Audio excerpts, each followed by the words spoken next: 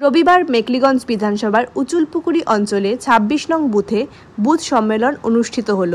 উপস্থিত ছিলেন কোচবিহার জেলা তৃণমূল কংগ্রেসের সাধারণ সম্পাদিকা ডক্টর অঙ্কিতা অধিকারী, উচুলপুকুরি অঞ্চল প্রধান গায়ত্রী রায়, মেখলিগঞ্জ ব্লক তৃণমূল কংগ্রেস সভাপতি কেশব চন্দ্র বর্মন, তৃণমূল কংগ্রেস SC/ST ব্লক সভাপতি প্রসেনজিৎ বর্মন, অঞ্চল সভাপতি রাজকুমার রায়, অঞ্চল চেয়ারম্যান বাবুল হোসেন, প্রাক্তন প্রধান কালীমোহন রায়, প্রাক্তন পঞ্চায়েত সদস্য কৃষ্ণকান্ত বর্মন, যুব সভাপতি নিপুণ দেব রায়, বিশিষ্ট সমাজসেবী সুনীল রায় প্রমুখ।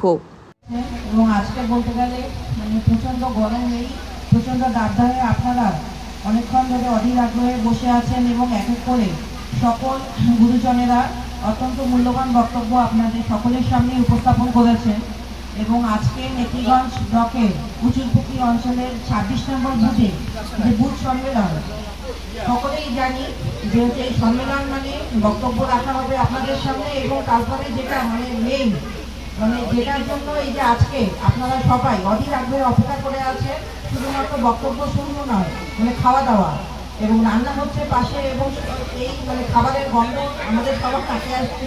তো যাই হোক, আর বেশি সময় নেব না, কারণ এক এক করে সকলেই মূল্যবান বক্তব্য উপস্থাপন করেছেন।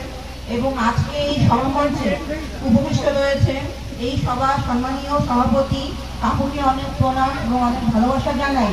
এছাড়াও উপস্থিত রয়েছেন মেখলিগঞ্জ ব্লক তৃণমূল কংগ্রেস সভাপতি কেশব কাকু, উপস্থিত রয়েছেন উচুলপুকুরি অঞ্চল সভাপতি রাজকুমার দাস সহ উচুলপুকুরি অঞ্চল সভাপতি, গ্রাম পঞ্চায়েত প্রধান এবং প্রধানের অভিভাবক উনিও উপস্থিত রয়েছে, পঞ্চায়েত সমিতি সদস্যা এই উচুলপুকুরি অঞ্চলের এবং কোচবিহার জেলার পঞ্চায়েত সমিতির সদস্যা চঞ্চলাদির অভিভাবক এখানে রয়েছেন, বিশিষ্ট শিক্ষক মহাশয় এখানে উপস্থিত রয়েছেন এবং রাসেল ভাই যুব নেতা এবং লড়াকু নেতা।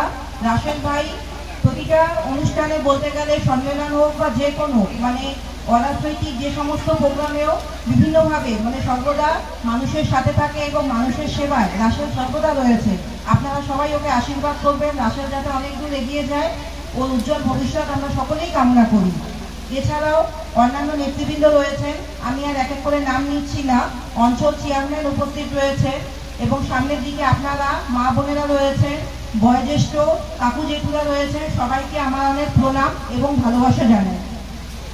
মমতা বন্দ্যোপাধ্যায়ের উন্নয়ন বলতে গেলে এক কথায় উন্নয়ন তো রাস্তায় দাঁড়িয়ে আছে। এই যে আজকে এই যে উচুলপুকুরি অঞ্চলের ২৬ নম্বর বুথে যে বুথ সম্মেলন, এই বুথে বলতে গেলে ২০২৩ সালে যে পঞ্চায়েত নির্বাচনে আমাদের এখানে আমাদের দলের পঞ্চায়েত নেই, কিন্তু পঞ্চায়েতকে যে আপনারা যারা যাদের ভোটাধিকার রয়েছে, জনগণই তো ভোট দেয়, যারা জনপ্রতিনিধি, এই যে বিধায়ক বলুন, তারপরে সাংসদ যাকে ইংরেজিতে MP বলা হয়, তারপরে যে গ্রাম পঞ্চায়েত, পঞ্চায়েত সমিতির মেম্বার, জেলা পরিষদ সদস্য, পঞ্চায়েত গ্রাম পঞ্চায়েত প্রধান আমার বাদিকে বসে রয়েছেন, সকলেই তো জনপ্রতিনিধি, আপনারাই তো ভোট দিয়ে নির্বাচিত করেছেন।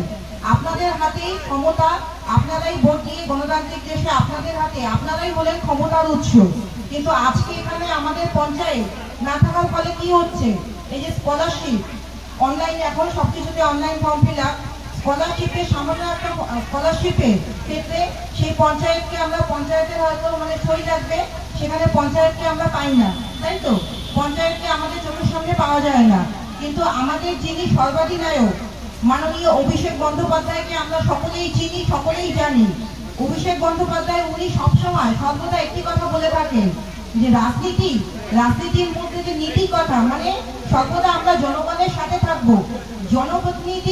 জনপ্রতিনিধির মতো প্রতিনিধি যিনি নেতা বা নেত্রী হবেন, এবং কি জনগণ হচ্ছে আপামর জনসাধারণ, সকলেই জনসাধারণ যাদের ভোটাধিকার রয়েছে, 18 বছর বয়স হয়ে গেলে যে রাজনৈতিক যে ভোটাধিকার, ছেলেমেয়ে নির্বিশেষে সকলের যে ভোটাধিকারের যে প্রয়োগ, 18 বছর থেকে শুরু করে যতদিন আমাদের জীবন থাকে আমরা ভোটদান করবো, প্রতিনিধি নির্বাচন করব।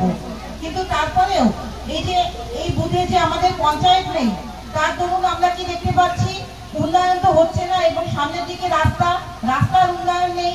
জনগণের জন্য যে জনগণের যে পরিষেবা দেওয়া, সেই পরিষেবাটুকু যে বিজেপির যে প্রার্থী, যাকে আপনারাই হয়তো আপনাদের মধ্যে এখানে যারা আমাদের সামনে আপনারা উপস্থিত রয়েছেন, কয়েকজন হয়তো ভুলবশত হয়তো ভোটটা দিয়েছেন, কিন্তু কাজের কাজ কি কিছু হয়েছে? কাজের কাজ ফলস্বরূপ তো আমরা কিছু বিজেপি, কেন্দ্রে বিজেপি সরকার, যার প্রধানমন্ত্রী আমাদের যিনি নরেন্দ্র মোদী, উনি তো বলতে গেলে কথায় কথায় শুধু প্রতিশ্রুতি আর ভাওতাবাজ।